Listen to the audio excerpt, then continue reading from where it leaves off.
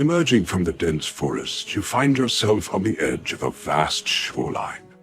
The salty tang of the sea fills your nostrils, and waves crash rhythmically against the jagged rocks and soft sands. This place is familiar, yet alien, a land untouched by time and civilization. Gazing southward, you believe this could be the ancient heart of Luminaria, where the great capital city will one day stand. But now it is wild and untamed, with no trace of roads, outposts, or structures. Your eyes are drawn to a faint beacon of light in the distance, piercing the horizon like a lance. Its ethereal glow seems almost out of place, reaching upward to touch the roiling storm clouds gathering above. Thunder growls ominously in the heavens, and a herd of ancient hooved mammals, far larger than any horse, stampedes across the shoreline, their primitive toes splayed wide to grip the loose sand.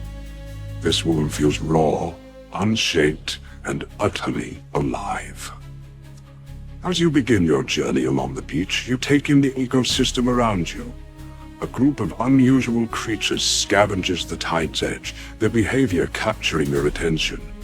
They resemble badgers, but larger, with thick, briny fur to ward off the ocean's spray. Long claws adept at digging and foraging flick sand into the air as they fight for scraps of kelp and fish washed ashore. Growls and snarls echo through the salty air, competition fierce among these small yet determined beasts. One creature stands apart. With a cautious glance back at its bellows, it moves closer to the water, its longer forelimbs and slightly webbed claws making it different. It crouches beside a shallow tidal pool, plunging its snout beneath the surface. A moment later, it emerges with an oyster clutched tightly in its jaws. The other creatures watch with confusion, in envy, unwilling or unable to replicate its success. A second of these webbed, clawed creatures steps forward, joining the first. Together they walk the pool, prying out oysters with precision. Their movements are deliberate, almost playful as they share in their bounty. You observe them closely, noting the distinct advantage their adaptations grant them. A source of food, inaccessible to the rest of their group, is now theirs alone. They are stronger, faster, and better equipped to thrive. A clear picture of evolution in action. You ask yourself, could their offspring inherit these traits? Could this small divergence lead to a stronger, more capable species over countless generations? The thought lingers as you jot notes into your tome of knowledge. With a last glance at the herd of bewildered scavengers, you continue south. The trek is arduous. Every step takes you across craggy rocks of thick undergrowth. The land is pristine, untouched by the hands of civilization. And while its beauty is undeniable, it challenges every fiber of your endurance. The landscape teems with life, ancestors of creatures you recognize. Mighty, hairy elephants with spiraling tusks graze alongside massive cats with saber-like fangs. In the canopy above, small, agile creatures with dexterous hands swing effortlessly between branches, their shining eyes filled with an intelligence that sends a shiver down your spine. This is evolution laid bare. The primal struggle of survival and adaptation shaping each species. Your musings are interrupted as you crest a ridge and look out over a sprawling plain. At its center lies a massive lake, its surface glinting in the fading light. Animals of every kind gather along its banks, seeking water and respite from the day's heat.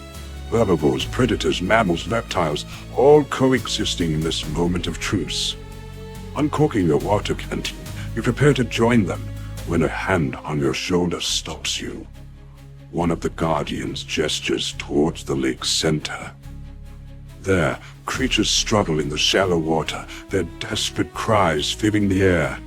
Predators leap at the opportunity for an easy kill, only to become trapped themselves. Around the lake's edges, smaller mammals and reptiles flail in vain.